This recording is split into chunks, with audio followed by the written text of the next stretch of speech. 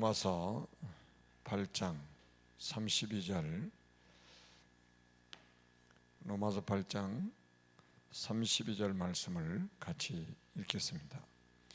자기 아들을 아끼지 아니하시고 우리 모든 사람을 위하여 내주신 이가 어찌 그 아들과 함께 모든 것을 우리에게 주시지 아니하겠느냐. 우리가 기도 응답을 받을 수밖에 없는 이유죠. 하나님이 아들을 아끼지 않고 주셨는데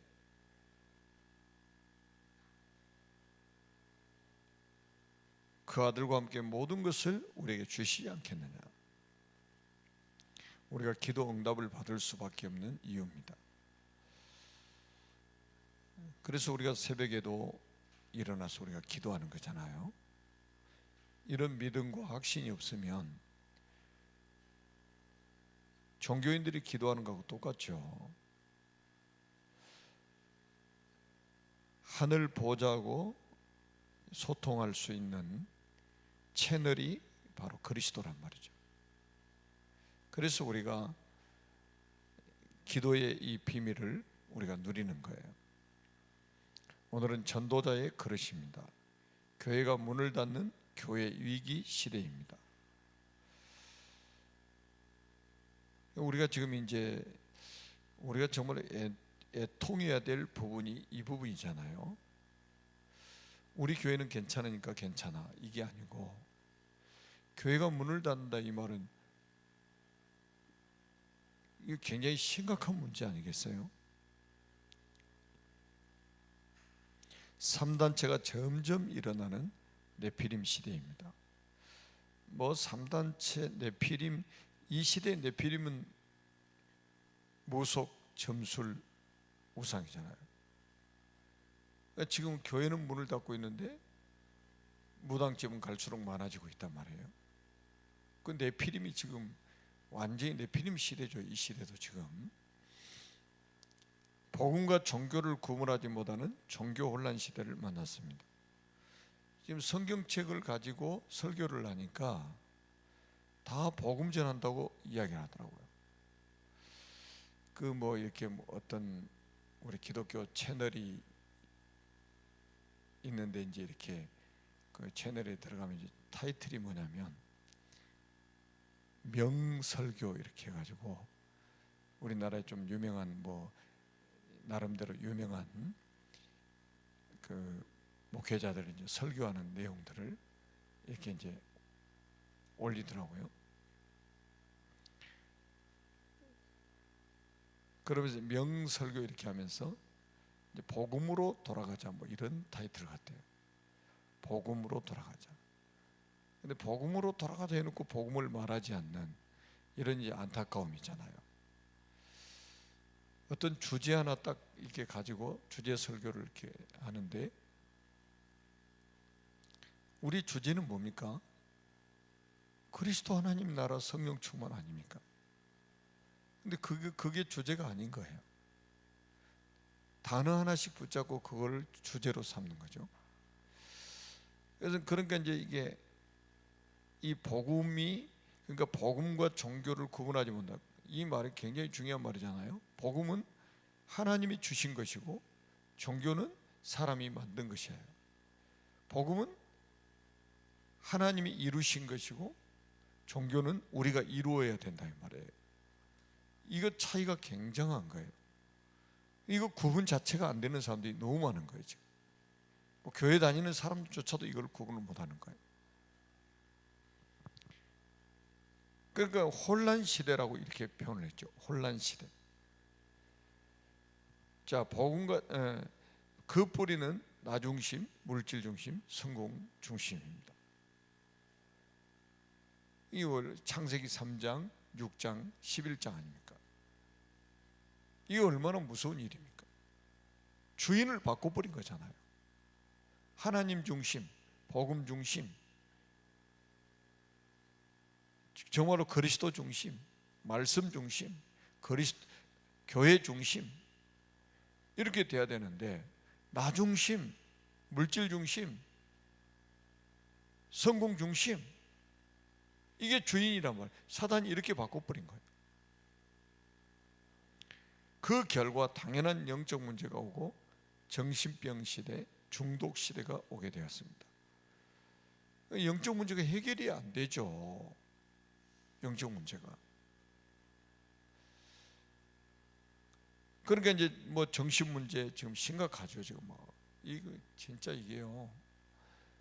뭐 이스라엘에서는 뉴스 보니까 뭐 16세 소년가 16세 소년을 남자들이 강간을 호텔에서 했는데 30명이 줄을 서가지고 대기하고 30명이 줄을 서가지고 문 밖에서 대기하고 있는 거예요. 그게 정신 문제지. 그게 정신병이지. 그게 온전한 정신입니까? 그게? 이런 시대가 지금 왔단 말이에요. 이런 시대가.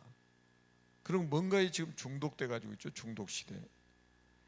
마약에 중독된다든지, 도박에 중독된다든지, 뭐 알코올에 중독된다, 게임에 중독된다든지, 완전히 지금 중독 시대, 기계에 중독돼 있잖아요. 지금. 그러니까 지금 이제 심각한 문제예요. 지금. 이때 나는 어떻게 전도자의 그릇을 준비해야 할까요? 첫째, 전도의 이유입니다. 니고데모와 같은 지성인들은 복음을 듣지 못했습니다. 그러니까 우리가 이제 중요한 게 뭐냐면, 그래서 렘넌트 때 복음을 전해야 된다. 어릴 때 복음을 전해야 된다. 어릴 때 복음이 들어가야 된다. 이 말이 굉장히 중요한 거예요. 성공하기 전에 이 복음이 들어가야 돼요. 복음이 안 들어간 상태에서 성공을 하게 되면 복음이 안 들어가요. 잘 안 들어가요. 이 목사님 표현하잖아요. 앰뷸런스 몇 번 타야 이 복음 듣는다고. 왜냐하면 복음 없이도 성공했기 때문에 그게 복음인 거예요. 이 사람한테는.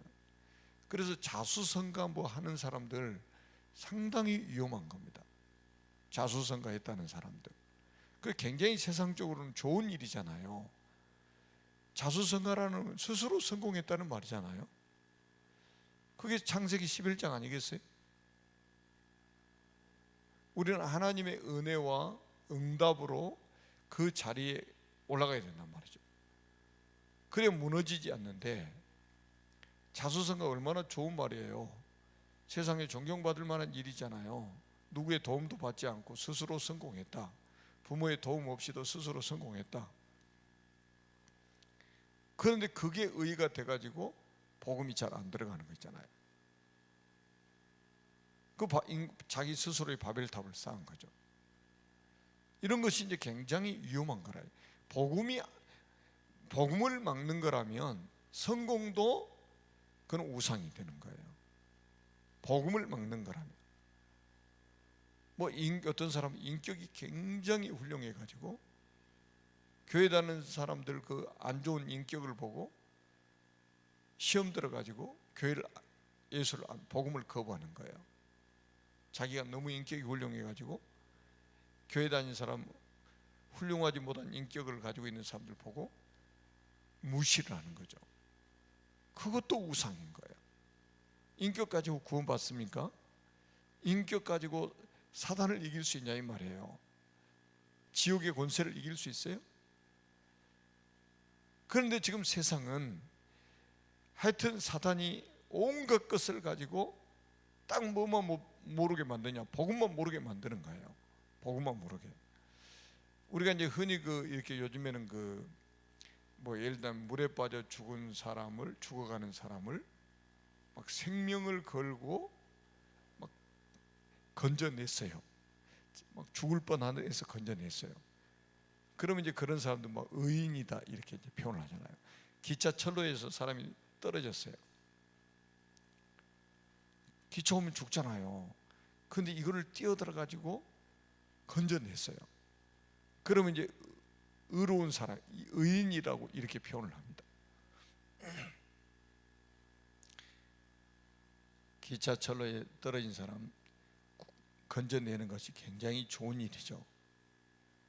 근데 우리가 말하는 의의가 아니잖아요. 그거는 의의가 될 수가 없잖아요. 오직 우리는 그리스도를 믿어야만이 의롭게 된다 이 말이에요. 우리가 아무리 좋은 일을 해도 그게 의가 될 수가 없는 거예요. 그래서 이사야 64장 6절에 보니까 사람의 의는 다 더러운 옷과 같다고 그랬잖아요. 더러운 옷과 같다고. 사람이 어떻게 의롭게 될 수 있겠습니까? 어떤 좋은 일을 한다고. 창세기 3장 6장 11장 문제가 해결돼야지.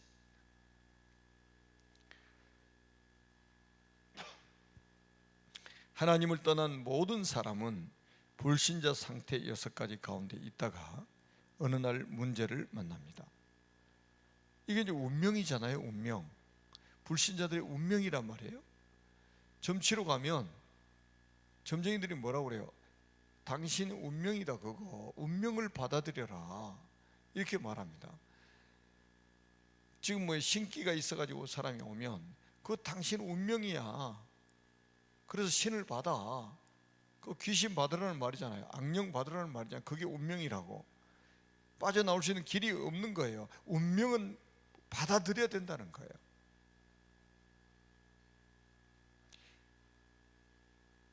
그러니까 이게 세상의 지금 이제 살아가는 그 이치라고 이렇게 말하는 거죠. 그냥 운명 받아들이면 된다. 여기서 빠져나오는 길을 모르는 거죠. 그러니까 자기도 무당하고 있는 거죠. 자기도 점쟁이 하고 있는 거지. 그 길을 알면 왜 거기 있겠어요? 우리 무당 전도하러 가서 이야기 보면 알잖아요. 당신 행복하냐 그러면 행복하대요. 그럼 우리가 이제 한마디 하잖아요. 그러면 당신 자녀들이 이 일을 또 하기를 원하느냐? 무슨 말이냐? 내 대에 이걸 끝낼 거라고. 그 말은 뭐예요? 행복하지 않다는 말이잖아요. 자기 자녀한테는 절대 이거는 물려주지 않겠다는 거잖아요. 왜 좋은 데 안 물려줘요? 좋으면 물려줘야지. 대대로 물려줘야지.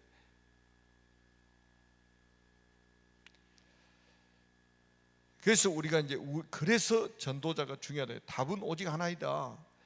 오직 그리스도만이 이들을 살 수 있습니다. 그래서 복음 가진 전도자가 그래서 중요한 거예요. 전도자 한 사람 한 사람이 그래서 중요한 거예요.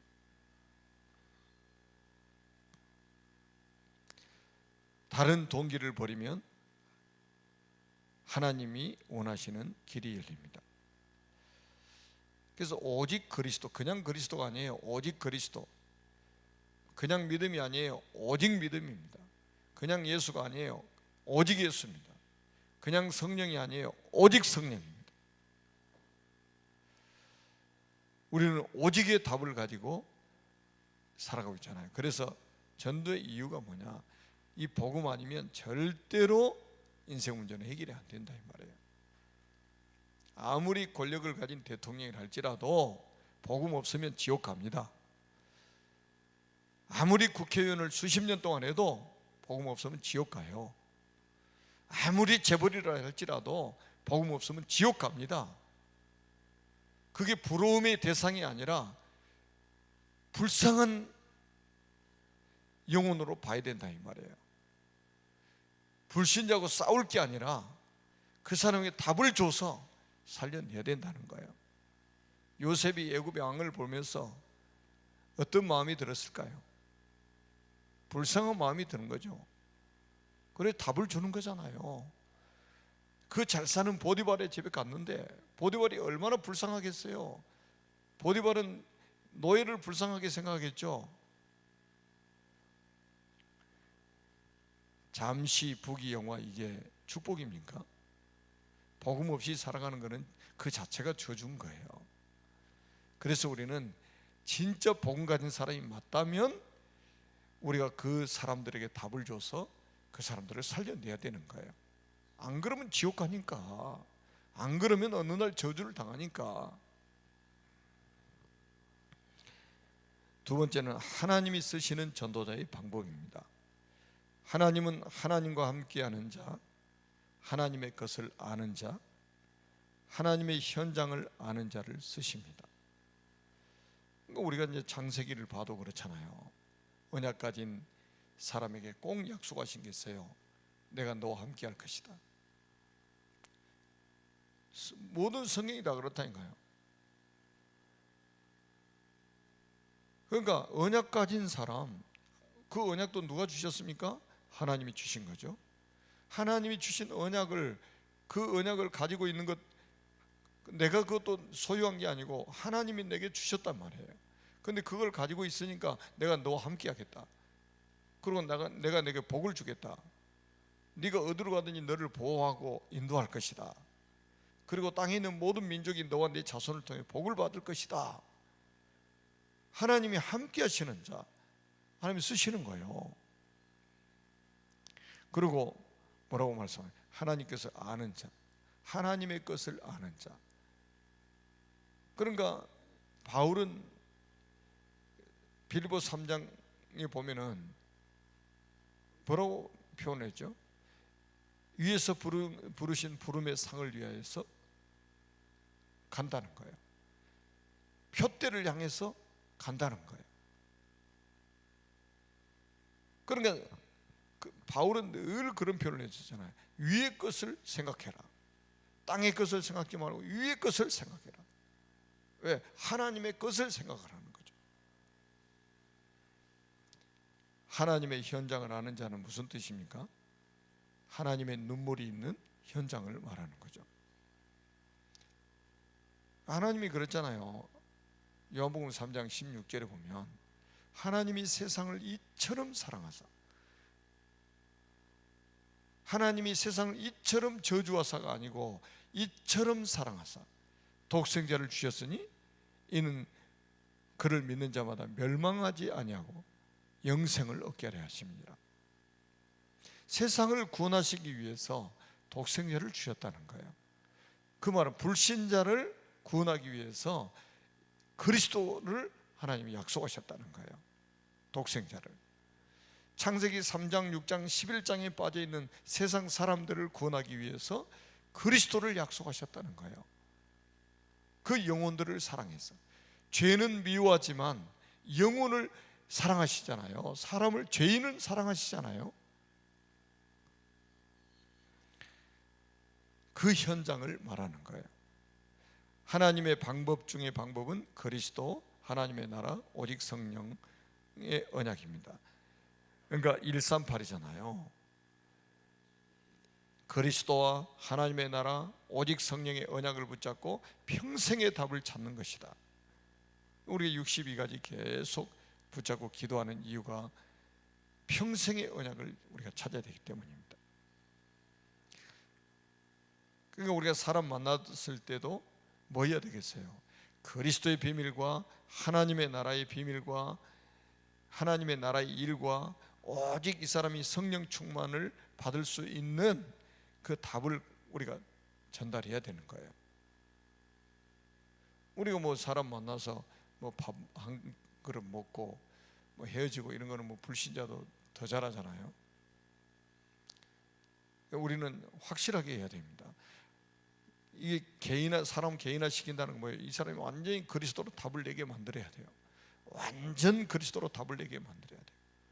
그 사람을 통해서 하나님의 나라가 이 땅에 임하도록 하나님의 일을 40일 동안이나 설명하셨던 주님처럼 한 사람 한 사람 우리가 미션을 줘가지고 그 미션을 가지고 살도록 만들어야 된단 말이에요.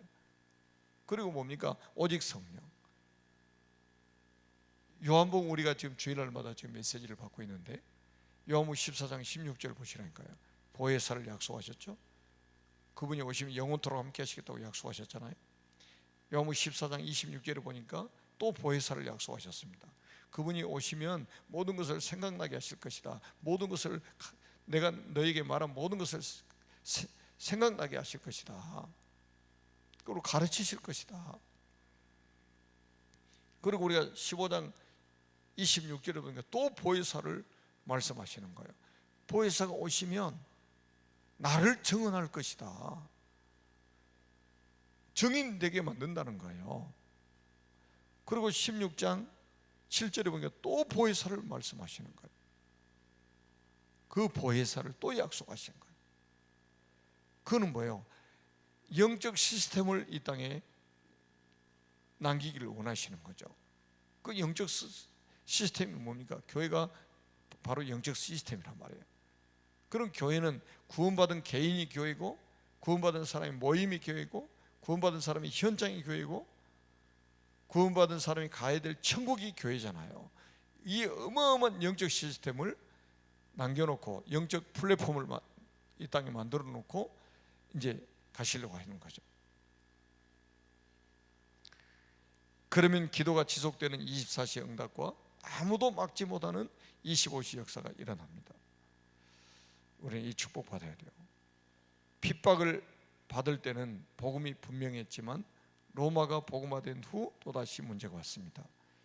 제가 주일날도 말씀드렸죠. 가장 위기가 언제입니까? 핍박 아니에요. 안정돼 있을 때예요. 아, 나는 이 정도면 돼. 그래서 뭐합니까? 안주하게 되는 거예요. 우리는 이 정도면 돼. 이때가 위험하다니까요. 핍박이 위험한 게 아니에요. 핍박 때는 오히려 복음이 더 확실해졌어요. 그런데 안정되고 안주할 때가 이게 문제라 이게요. 우리 개인도 그렇고 교회도 그렇고 가정도 마찬가지인 거예요. 그러니까 결국 뭡니까? 전도 선교를 놓쳐버리잖아요. 로마 복음화된 후에 전도 선교 딱 놓쳐버리니까 중세 시대를 맞이했잖아요. 로마 캐톨릭이 완전 복음 다 없어지고 전도 선교 다 없어져 버렸잖아요. 이게 재앙인 거예요. 모든 민족이 복음을 드려야 되는데, 만민이 복음을 드려야 되는데, 땅끝까지 복음을 드려야 되는데, 237개 모든 사람이 복음을 드려야 되는데, 5천 종족이 다 복음을 드려야 되는데 우리가 안주해 버리면 안 되잖아요. 이게 위험한 거예요. 전도 선교를 놓치면 위험한 거죠. 일본에서 연락이 왔어요. 이야기에 대해 신학교 강의 좀 또 해달라고. 또 인터넷으로 해야 되잖아요. 뭐 그냥 망설이지 않고 그래 하겠다고 그랬죠. 왜요? 모든 민족이 복음을 드려야 되고 일본 복음화 해야 될 제자들이 세워져야 되기 때문에. 그리고 이게 우리가 코로나가 어떻게 복음을 막습니까? 뭐 대통령과 뭐 교육의 지도자들이 만나가지고 뭐 이렇게 뭐 소통을 했는데, 여러분 대통령이 어떻게 교회를 압니까? 바로왕이 어떻게 6월절 어린양에 피 뿌린다는 말을 알아듣겠습니까? 당연한 거죠. 못 알아들어요. 교회를 이해를 할 수 있습니까? 교회를 이해를 못하는 거죠. 교회가 얼마나 중요한지 어떻게 압니까? 알면 나라가 이렇게 되겠습니까? 정치인들이 알면은 세상이 이렇게 되겠냐 이 말이죠.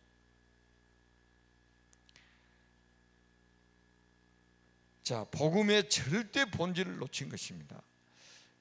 여러분, 복음의 본질을 놓치면 안 돼요. 끊임없이 우리가 복음 메시지를 드려야 되는 이유가 뭐냐? 본질을 놓치면 안 되기 때문에 그러는 거예요.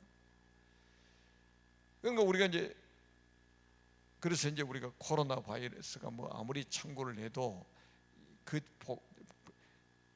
이 코로나 바이러스가 복음을 막을 수 있는 게 아니잖아요. 어떻게 복음을 막습니까?